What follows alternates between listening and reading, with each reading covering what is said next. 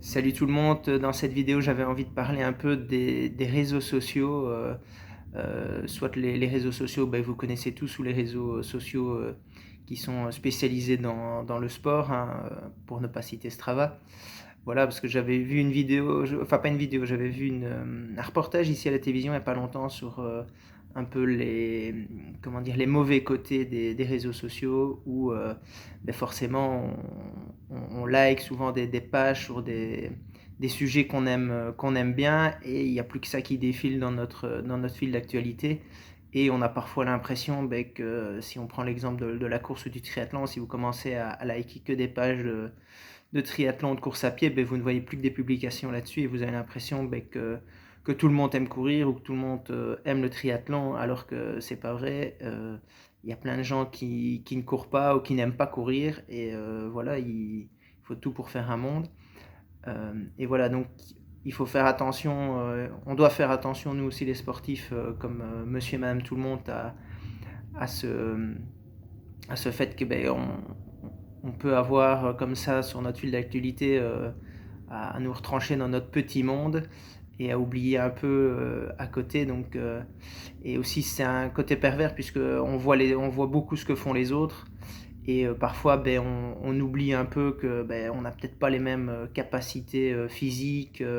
on n'a pas le même boulot, le même emploi du temps que certains et donc c'est pour certains pas possible de faire comme les autres et donc ça provient qu'il faut rester concentré sur soi-même, avoir ses propres, sa propre motivation à faire le sport qu'on pratique et il vaut mieux que ça soit une motivation, comme on dit, intrinsèque, donc qui vient de l'intérieur, donc ça doit être vraiment, par exemple, une motivation intrinsèque, ça peut être de vouloir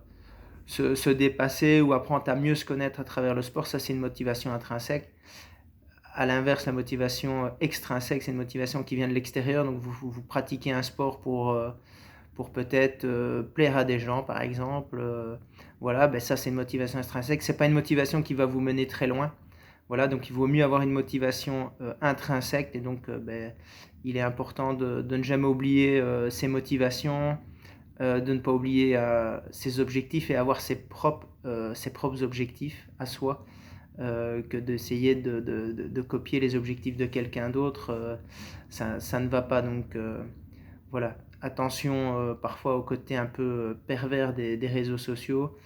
et à ne jamais oublier d'être content de ce que vous avez ou de ce que vous réalisez parce que on est tous nés de parents différents, on est tous nés avec des qualités différentes et donc il faut être content il faut être content de ce que vous faites pour vous et ne pas toujours regarder sur le côté parce que si vous regardez ce que font les autres ou si vous êtes toujours à regarder ce que font les autres, vous ne serez jamais content de vous et de ce que vous faites. Donc restez concentré sur vous-même. J'ai une petite phrase, je pense, de Philippe Lucas qui avait dit ça dans une interview. Il avait dit si tu t'occupes des autres, tu as perdu d'avance. Voilà, donc si vous regardez toujours ce que font les autres, vous serez toujours frustré. Donc concentrez-vous sur vous-même, ayez vos propres objectifs et logiquement tout ira bien. Allez, salut salut!